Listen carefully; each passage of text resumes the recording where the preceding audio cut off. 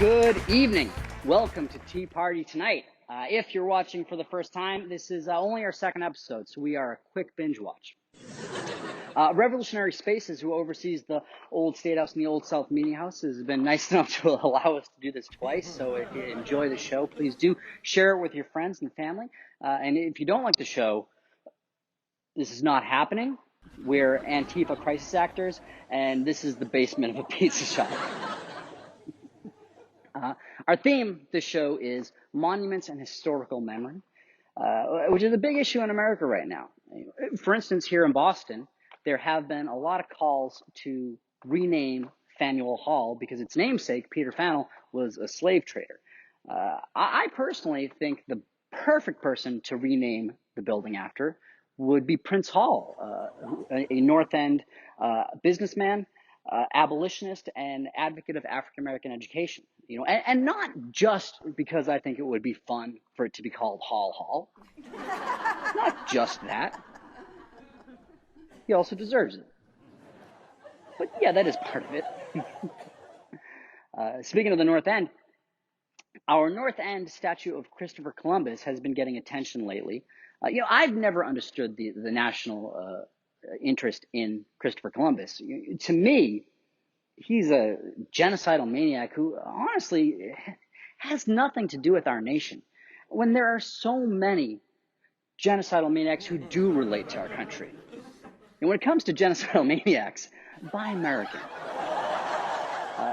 There have actually been calls to remove the Columbus statue, especially after the summer when it was beheaded and had Black Lives Matter spray painted on it. Remove it now. Now that I like it, now it's art. Now it actually says something. Boston has an interesting history with who we choose to honor with monuments. For instance, our first portrait statue in Boston was of Benjamin Franklin in 1886. Interestingly, it was actually blown over in 2016 by a strong wind. Not, as I had assumed, torn down by anti-kite activists. It is fitting, though, that our first portrait statue should be of a man who, though born in Boston, left when he was 16. Sending a clear message to people in our fine city. If you want to succeed in Boston, leave. Similarly, in 2014, Boston erected a statue of Edgar Allan Poe, who was born in Boston, but left as a toddler. Poe said of Bostonians that they have no soul and are well bred, as very dull people very generally are. Ouch. In Boston, we don't like to support the artists that are here. We like to take credit for the artists who have left, no matter how young they were. We're taking credit for Edgar Allan Poe, even though he left Boston before he could read. There has been some effort to change things for the better, though. For instance, the Massachusetts state legislature voted in January to change the seal and flag of our Commonwealth, long derided for its negative depiction of Native Americans. Contenders for the new flag include a broken lawn chair between two snowbanks, a fight at a Dunkin' Donuts, and Robin Williams on a park bench. It's not your fault. It's not your fault. Malcolm X's boyhood home in Roxbury was added to the National Registry of Historic Places this month. Places that were designated before the only standing residence of the civil rights icon include a 6-story tall model of an elephant, a church organ so large children can crawl through it, and just like a real nice golf course. Sometimes comedy is just reporting, really.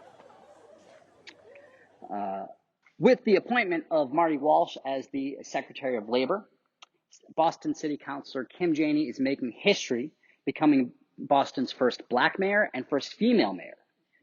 Well, let's hope she sticks around longer than some other Boston mayors. So, homonym. His name sounds like the elected position. sounds like. John, he's John Mayer.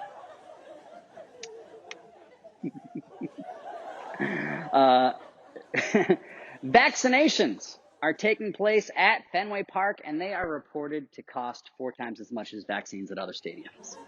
It's an expensive stadium, is what we're saying. It's prices are high there. The vaccines are open to people who are 65 years or older, have 2 or more comorbidities, or are season ticket holders. At least I hope that part's true. After last season, they really deserve it. The Sox, they'll break you hot. They'll break you hot over and over again. This month marks the 145th anniversary of the first ever telephone call made here in Boston by Alexander Graham Bell. The first thing he ever said into a telephone was, "You up?" Not true, obviously. What he actually said to his assistant, "Mr. Watson, come here, I want to see you." To which Watson responded, "Who is this?" And finally, a lock of George Washington's hair was sold last month, estimated at $75,000. This was part of an auction for Massachusetts Historical Creep Society.